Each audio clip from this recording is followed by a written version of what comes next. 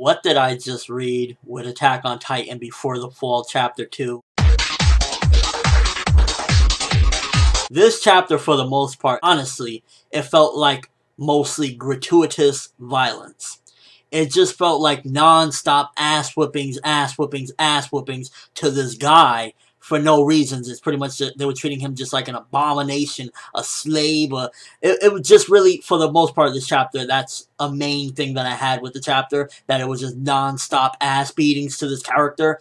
And it was like, okay, it's cool to see that pretty much this is the life that he led. This is what happened to him and stuff like that. But when majority of the chapter is me feeling, fuck, I feel bad for this character, you know there's a problem. Definitely a setup with this one. We learn the main character's name, Kyukuro, and pretty much we get to see what the fuck he was living like. And also, it was a little bit of foreshadowing and setup for another character that's probably going to either be a rescuer for him or somebody maybe even from the main series, because pretty much when the guy went to buy Kyukuro, there was another person apparently dressed in black rags that was interested in getting him as well. So automatically right there is like, okay, who could this be? Could he be connected to the main series? Somebody we already knew? Because regardless of what, you got to start taking everyone into account and looking at everyone with suspicion from the main series, because we know now that when they're in the Titan form, they're pretty much like their body doesn't age. So anybody that we know from the main series could potentially be around at this particular point and even be young. So you definitely got to be wary of, okay, who could it possibly have been? Could it be somebody that we just don't know at all? So that right there definitely got my curiosity going with that little small setup and foreshadowing. I hate Shabi, the son of the guy that bought Kyukuro. I absolutely hate him. He is scum times 10 when he just keeps on whipping him. He even bit him. He bit him saying, I wonder maybe if I eat you, I'll get stronger. Like, they don't even know if he is a Titan. They just know that he was born after coming out of the Titan's mouth or whatever. So it's like, they're doing all this, and for all we know, he's not even really a Titan. So they're just treating him like a fucking piece of shit for no reason. And how shitty is the security on that place for the fact that somebody can actually just walk up in there and buy Kyukuro, you know, somebody that is allegedly a Titan or was born from a Titan and they think is a Titan. So right there as well, it's like, wow, shitty ass security there. Then we get the setup of that girl, the daughter of the guy that bought Kyukuro as well. And for me personally, I can kind of see where this is going to go with that girl, because right there, she really hates Titans. She's scared of them pretty much. Not that she necessarily hates them, but she's just absolutely terrified, because when she went to the wall, when she went to Wall Maria, she went out there and she saw what the Titans look like. So in her eyes right now, she doesn't know that it's just poor defenseless ass dude down there. And oh my god,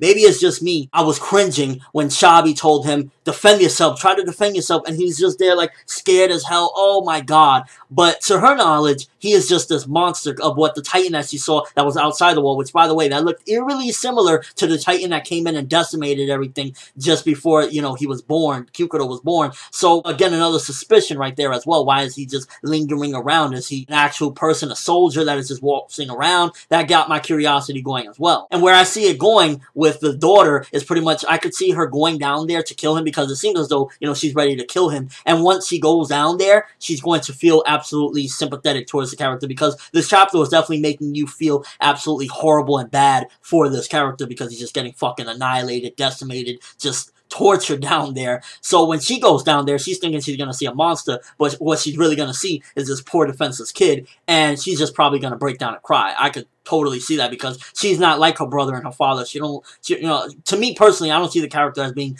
just a piece of shit and asshole. So I see her going down there, feeling bad for him, and after a certain given point, maybe she'll like keep visiting him, sneaking him food, because they're even starving him. Like, this chapter, again, it just felt very gratuitous regarding the violence and torture, because it wasn't necessary to show us that fucking an apple was eaten and then thrown at him, the last little bit of the apple, and he just jumped at it because he was so hungry. So again, I could see her possibly sneaking him food in the future, and then at some given point, maybe she'll let him loose. This chapter made me think as well, does he have Titan DNA? Or is this really just a horrible mistake, like somebody that was imprisoned for no reason? That's making me curious as well. It was a good setup in certain aspects, but at the same time, it just felt like constant abuse, and it was honestly, once again, gratuitous violence. It just really felt like that. A lot of it was unnecessary. And also, regarding the panels and stuff, there were a lot of panels that was really wasted. And it makes me wish that Isayama was really more heavily involved in this, because Isayama would not allow for like page after page to not have anything but just like kind of giving you reactions and kind of making it a little bit more, trying to make the setting more impactful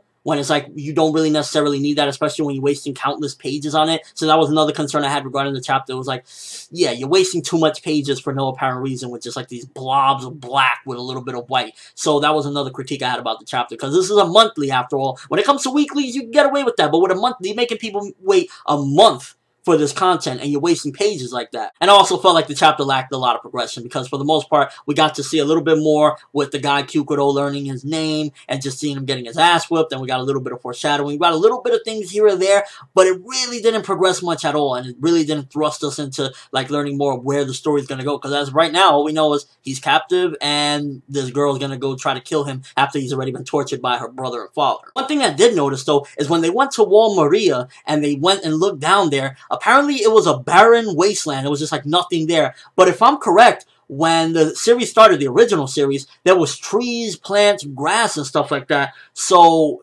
is there like between now and then, does something happen to make these trees grow? Or that definitely got me curious as well, because it was like, why would it be a barren wasteland now, but then in 70 years it's like a lot of forests and trees and stuff like that? Really got my curiosity going as well. Hopefully there's some canon to it in some reason. I hope it's not just, well, whoops. I'm gonna give this one 5 out of 10. I felt it was average in a sense that it wasted pages, lacked progression, and overall it just felt like gratuitous violence. But it did do a bit of setup here and there, and overall it was, I guess, trying to make us more sympathetic towards the main character and feel bad for him overall in general, because it's like, it was just wrong. It was wrong to see it. It felt bad to see. So that's pretty much where I'm going with the chapter. I'm hoping next month's chapter, I was going to say next week, next month's chapter, I hope is a bit more on the progressing, you know, where this is going to go, because as of right now, all we really know is he's captive and this girl's going to come kill him, and we had that mysterious guy. So let's get a little bit more, we'll move on with this, because this is a monthly, and with the original Attack on Titan, you know, the regular manga, we get a lot. We got a bang for our buck with the monthly ones, but with this one, it seems like right now it's kind of at a slow pace, and I'm hoping the pacing gets picked up. So yeah, I'm going to give this one 5 out of 10. Average chapter. Hopefully next one is awesome. Let me know what you guys think, though. First of all, the barren wasteland. Do you think there's a particular reason? You think it was just that shit just started growing after 70 years? Also, who do you think is the guy in the black rags that went to go buy a Kukuro? Do you think it's somebody from the main series, possibly? Or just a guy that we don't even know? And on a scale of 1 to 10, how much do you want to fucking beat the shit out of Shabi for torturing Kukuro, biting him, beating him? Because, my God, it was just... That's all I have for this review. Thanks for watching. Hope you enjoyed. Thumbs up if you can't wait for next month, because as of right now, it's like, I want things to be, you know, let's get a move on things. Let's see some more things, less wasting panels, you know, because this is a monthly series. Yeah. ForneverWorld, and as always, people, have an awesome day.